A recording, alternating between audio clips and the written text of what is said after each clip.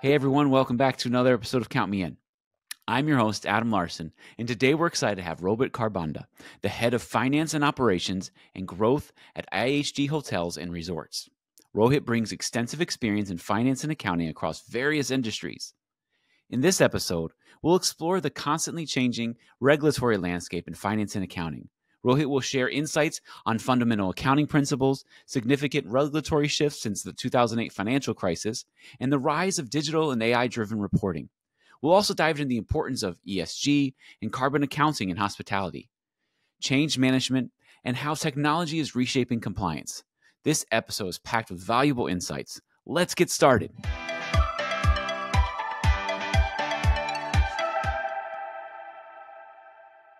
Rohit, I'm so excited to have you on the podcast today. We're really excited to be talking about the regulatory landscape and a bunch of different things happening within the finance and accounting industry. But I figured we could start off a little bit by talking a little bit about your story. You've had quite a different career, going from different organizations and now ending up as the head of hotel and finance services. And I thought you could maybe start off by introducing yourself to the audience a little bit. Thank you, Adam, for having me. Thank you for asking me about my career journey because it has been in multiple organizations, different industry every time. Um, I started off with General Electric, and all along finance, and then did with Oracle as the computer giants, and then Hewlett Packard, and now with Intercontinental Hotels Group, IHG Hotels and Resorts. I've been with them for the last 15 years. So very diverse when it comes to industries, but very well intertwined through finance and accounting through and through, and have gone through every possible change of the regulatory environment, as they say, as the whole industry is going through it. So yeah, some amazing years and some very fruitful experiences. That's amazing. And when you cover different industries, one thing you've said to me when we had conversations outside of this recording is you're like, it doesn't matter what industry you're in because accounting is accounting is accounting. And talk a little bit about that. Say fundamental accounting is all the same. The Hmm. debits, credits, balance sheets, P&Ls, and everybody's gonna talk about it in the same manner. It's just that which industry you are in, the presentation of your books of accounts matters accordingly. Like for hospitality industry, we largely follow USALI, which is your um, uniform system of accounting for lodging industry. That's a global protocol. Most of the hotels follow this to give a standardization because at least in hospitality industry, we share a lot of information in the concepts, which helps us establish regional parities um, and provide a level playing field from an organization and hotel chains to hotel chains. So that's how we operate. It must be really interesting working for an organization, that has hotels all around the world. And as you're looking at different accounting systems, it's nice to have one accounting system that can, grab everything together.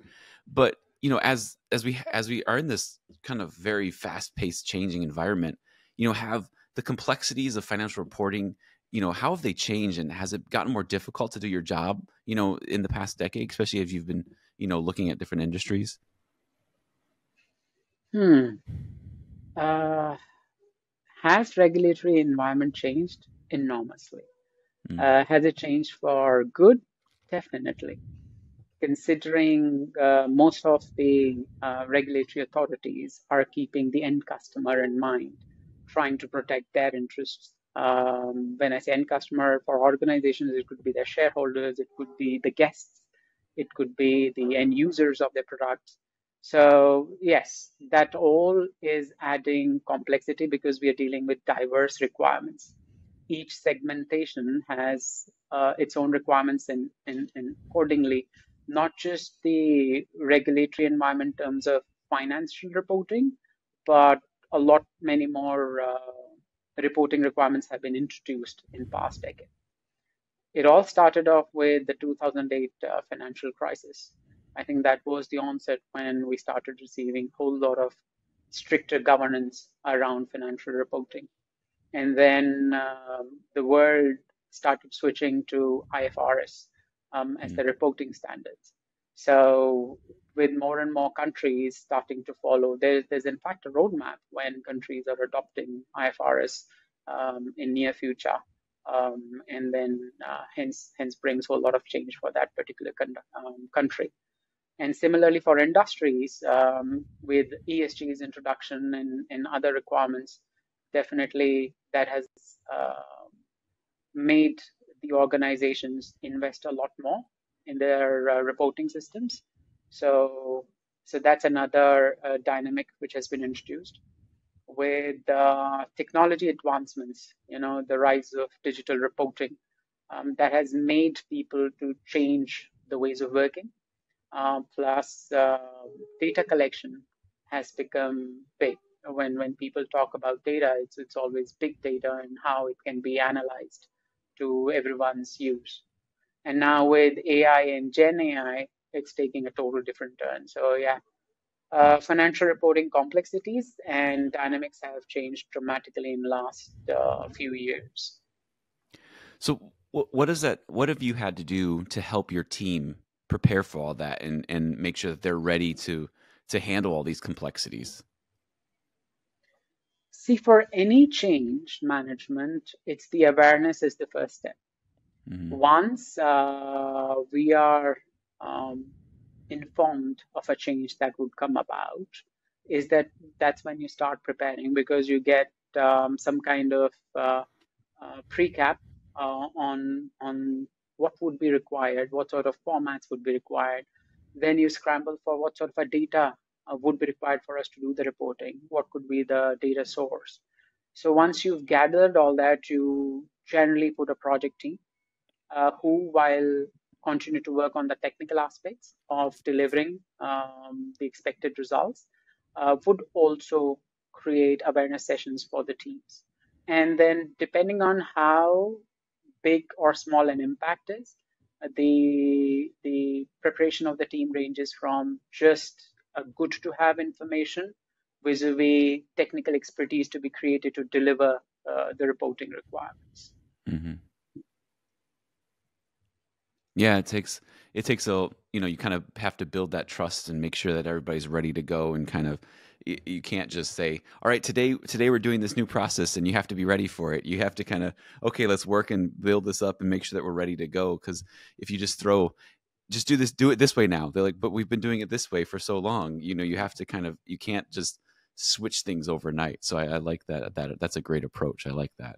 Yeah, and the other thing is you also have to go and figure out what technology is available, right? Mm-hmm. With in this digital world, it's always good to have an automated solution, technical Yeah. solution deployed first, because any change management being done through teams by deploying manual effort is not the best way forward. Sooner or later you will have to switch. So it's better you try to put the best and most optimal solution from day one. Mm-hmm. Is that possible every time? No, but is that an endeavor? That should always be one. Yeah. That makes a lot of sense. So when Mm. we're talking about reporting and the complexities, you mentioned ESG, and it's a huge deal. Carbon accounting, trying to measure your carbon footprint is really big, especially for multinational organizations. And in the health, in the not the healthcare, the hotel industry, Hospitality.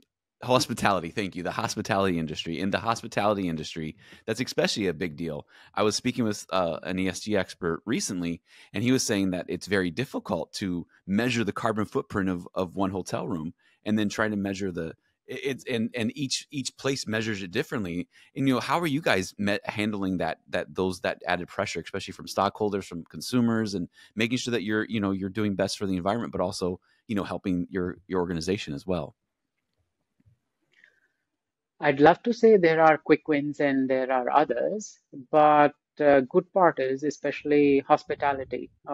We've got multiple factors we work through when it comes to ESG. May it be lighting at the properties, Mm-hmm. air conditioning, Okay. water disposable system, waste disposable systems, or recycling systems. So there are huge factors. So we started off by doing away single-use plastics across our properties. Mm. May it be bathroom toiletries or straws at the restaurants or whatsoever. So those were removed from every property, and we created more sustainable usage, volume-based products in our hotels. Then we've started revisiting the whole design of our properties. Every time there's a grounds up hotel, we look at the Mm. designing where we can use natural lighting a lot more. Similarly, how we can better utilize and sustain the heat which comes into the property to be less dependent on air cons and Mm. reduce that side of carbon footprint. Definitely food wastage is another one. And I think water recycling plants are being used, and the wastewater is channelized into different usage within the property or outside property. So those are a few areas which are very simplistically put, they're carved out. The challenge is not identifying these areas. The challenge is more behind the scene in terms of ensuring that we are making sustainable investments, though Mm. they are cost oriented, but in the long run, definitely you benefit out of them. Similarly, whatever you implement, you'll have to ensure you're compliant with the regulatory requirements around that particular factor of ESG. Biggest challenge for any industry is your sustainable sourcing. You have the influence on your immediate property or your organization, but when you look at your supply chain, you'll have to ensure that they also follow the same principles of ESG. Trying to create that whole chain as sustainable sourcing is one of the key factors which drive the positive results into an overall amount of carbon footprint reduction we wanted to. Similarly, consumers are a big driver when it comes to change.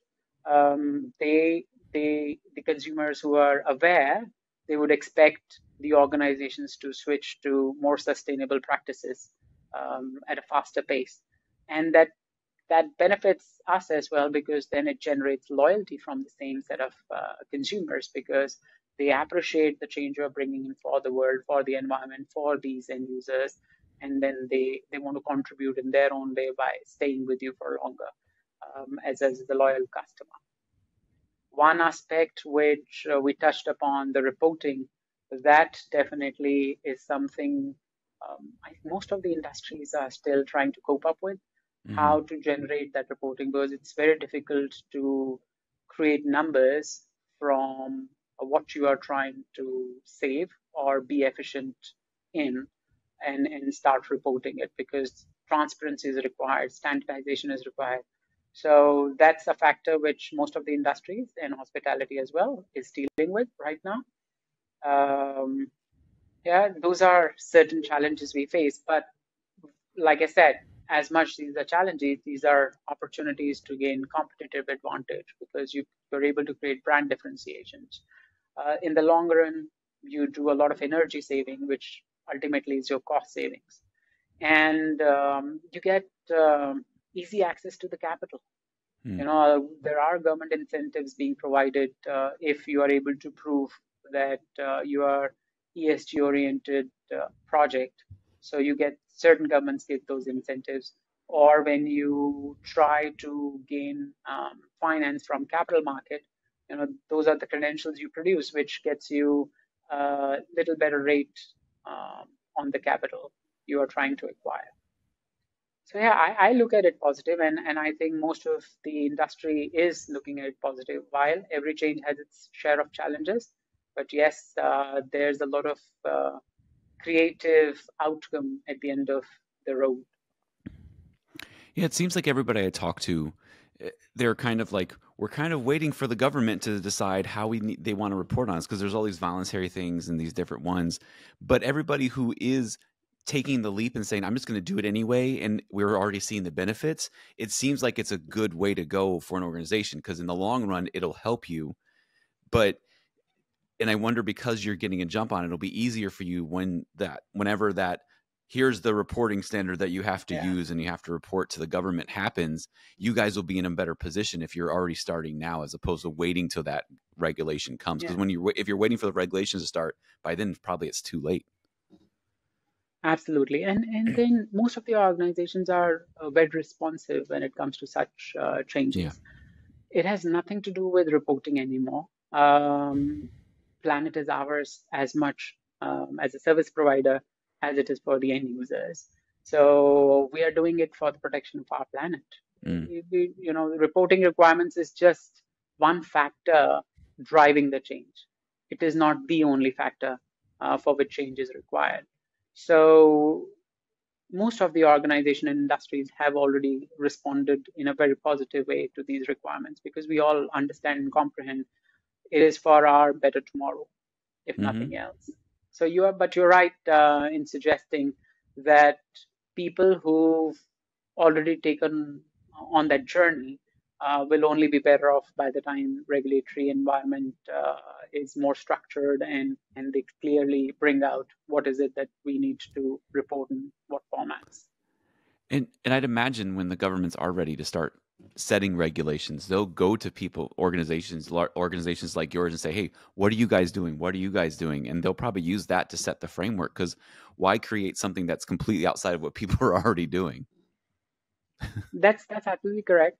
Government likes to partner with big organizations like ours Hmm. in trying to create a more homogeneous ways of reporting, or standardized ways of reporting, and they might look across industries as well, not necessarily a hospitality, because if Yeah. you look at any manufacturing industry, there's waste treatment there as well required. Their large factories use a lot of energy, both in terms of water, aircon, or electricity. So requirements are still the same, and the more standard ways of reporting they create, lesser burden for them as well to analyze how, as a country, or how, as a industry, one particular segment is progressing Hmm. in that direction. Well, when you think of how far we've come, as a society, when you first started getting into finance accounting, did you think in 2024 you'd be talking on a podcast and discussing environmental, social, and governance, as part of talking about as part of the finance in accounting section? Like, that's not something you think you'd be talking about, all these years later, right? Yeah, definitely. Earlier, finance and accounting was nothing more than um, transaction recording Mm, and arranging finance for the company. yeah. That was it. That's what it was. More around reporting about how financially strong or weak the organization was, and that was about it. But now, finance has become a more integrated function Mm, than it used to be in the past. Finance earlier used to be just a support function. You do number turning provided to the CXOs. They do the decision making at the board table. But now each CXO has a dedicated finance person for them, so mm. that they can understand the impact at the end of the day on their finances and returns of all the actions they try to do in their department, right, as functional heads. And similarly, CFO's world has changed dramatically, and they are pretty much in the board room discussing all factors. So yes, there is a long journey finance has taken from what it used to be a decade ago to what it is now, but all very exciting. It also seems for the benefit of the organization, because as the finance teams becomes a business partner, as at the table, the CFO is in the boardroom, discussing things. I feel like the finance and accounting team is in a better position to help organizations move forward, because if you understand where the money is, how all that stuff's working, if we're talking about, if the finance team is in these discussions with ESG and all these different discussions, it can only help the organization. And it seems like it is, from all the people I talk to in this podcast and in the webinars we do at IMA.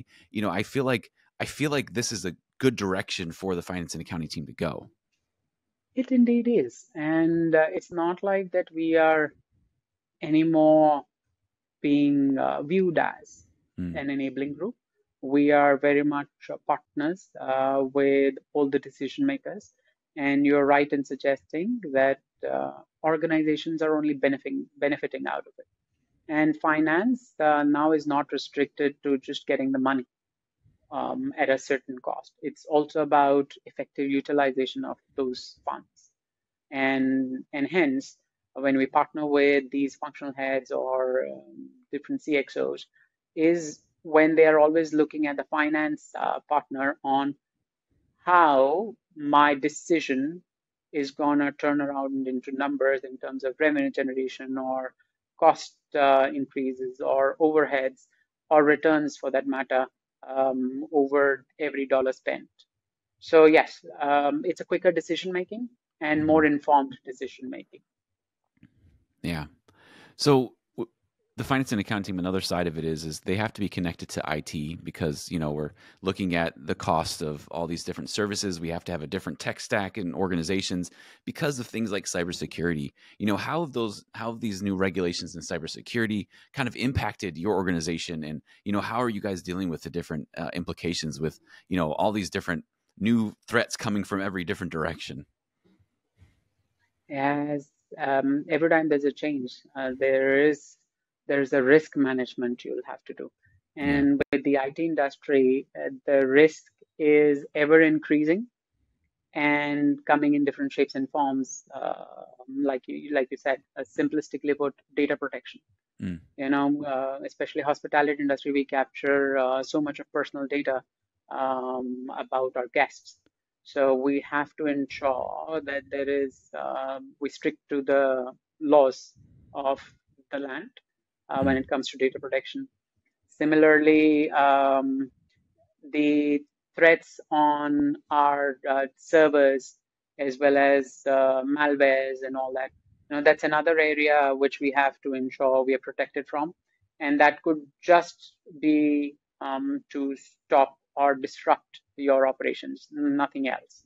So every threat has to be assessed, every threat has to be anticipated, and you have to create very strong four walls around your technical capabilities for any organization so mm. as to ensure that the business is running as smooth as it can be. Now, I was just going to say that yes, when you pointed out how it has impacted, there's a whole lot of cost investment which is required in doing so and keeping it up to date at all times with the technology gaining such a pace where it rapidly changes and more ways of breaching the security are created.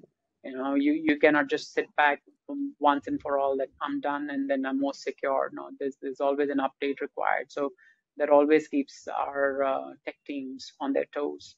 So it is a difficult job to sustain, but yeah, this is the need of the hour, and we all have to learn to live with it, considering we are in the tech world Mm. now with more compliance and regulatory requirements around reporting of such breaches has been mandated. So it is getting difficult and difficult, and it's in the interest of all stakeholders for any organization, and hence every organization is very responsive to such requirements as well. So as we're talking through this, it makes me think you were mentioning AI in your previous one of your previous answers. What are some of the challenges that AI brings? Because everybody's talking about how great AI is, and everybody's high fiving. We love AI; it's so great, but it's not the easiest thing. And are there challenges that it's bringing your organization, you guys, as you're working through that? Let me say, AI is great. Now with the next phase of Gen AI, it's even better. But yes, like I said, every change comes with their own set of challenges. AI and Gen AI bring along the same. As an example, the complexity of AI, including issues around explainability, bias, and decision making, challenges traditional regulatory frameworks, leading to the need for more agile and adaptive technology specific regulations. Um, Similarly, data protection and privacy. with ability of AI systems to process and analyze vast amounts of data, raises concerns about privacy and data protection, and hence regulations like General Data Protection Regulation, which is in Europe, are setting standards for how AI-driven data processing should be handled. So as much AI is giving us some amazing results in terms of data analysis, marketing, and whatnot when it comes to data management. There are regulatory challenges which it throws along. Similarly, when we talk about financial regulations around AI, AI is increasingly being used in financial services for trading, fraud detection, and customer service. Regulators must ensure that these applications do not introduce systematic risks or create unfair advantages or lead to unintended consequences in financial markets, especially with cross-border transactions. Now that one world, one market scenario, both technologies like AI and blockchain operate on a global scale, which further complicates the regulatory enforcement. Some countries are advanced, some are still lagging behind in the implementation, so that further causes challenges. So in that sense, it is not as much the technology or the systems, it's more the regulatory practices around these which pose a challenge. Yeah, that makes a lot of sense, especially as one world, one system. Everybody's buying from all over the place. You need to be able to track all those things properly, and every time you cross the border, there's a different set of rules that you have to follow, and us as humans can't keep up with all that, and you need systems in place to kind of manage all those things, because otherwise it'll just kind of be a free-for-all. Yeah, that's absolutely right, and hence no matter regulatory environment makes it difficult for organizations to do business across countries, territories. Yeah. But it is the need of the hour. We must have such practices so as to not create a chaos when it comes to financial risks. Yeah. So we've been talking a lot about regulations and different things that are needed, especially in the accounting industry and how it's been changing. Are there certain skill sets that you look for in your team members, in your the team when you're hiring new people? What are those skill sets that you're looking for? Because everything's been changing so quickly. The skills you needed when you first started in accounting years ago, I'm not going to say how many years, but years ago, and then what you need now, it looks different. There's skills that you still need from those years ago, but there's new ones that are needed as well. I'd like to answer this as the whole talent management for finance and accounting and financial reporting has changed. What used to be the traditional skills we needed in our resources or team members has now been substituted largely by these technical solutions, ERPs and EPMs of the world. Yeah. What we now look for is technical accounting skills. So it's more techno-functional resources, which is the ask today. So as technical accounting skills, we need expertise in different gaps, IFRS, other regulatory requirements, strong understanding of internal controls or risk management, taxation.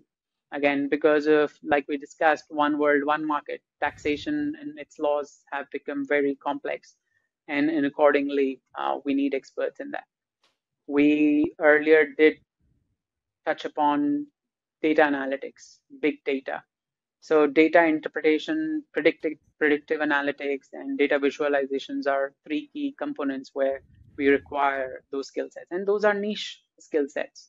And hence, we see a lot of institutes and universities providing that kind of education to upscale most of the resources. And the workforce is continuously updating themselves in usage of Power BI or Tableau or any such methods which is all related to data analysis and visualization. Similarly, technology proficiency of accounting softwares, the ones I mentioned, like ERPs and EPMs, automation tools like RPAs, blockchain, and fintech. All that is changing the skills we need.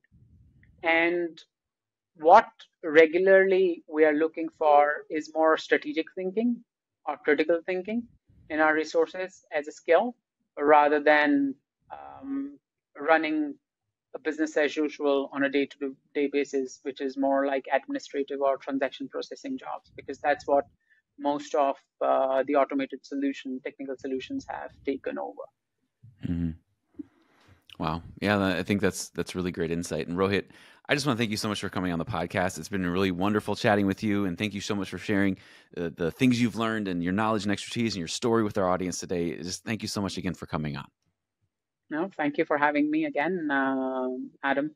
It was lovely having a conversation. As much my responses, like you said, you enjoyed, it's the questions which made a difference in more interactive. Thank you. This has been Count Me In, IMA's podcast, providing you with the latest perspectives of thought leaders from the accounting and finance profession. If you like what you heard and you'd like to be counted in for more relevant accounting and finance education, visit IMA's website at www.imanet.org.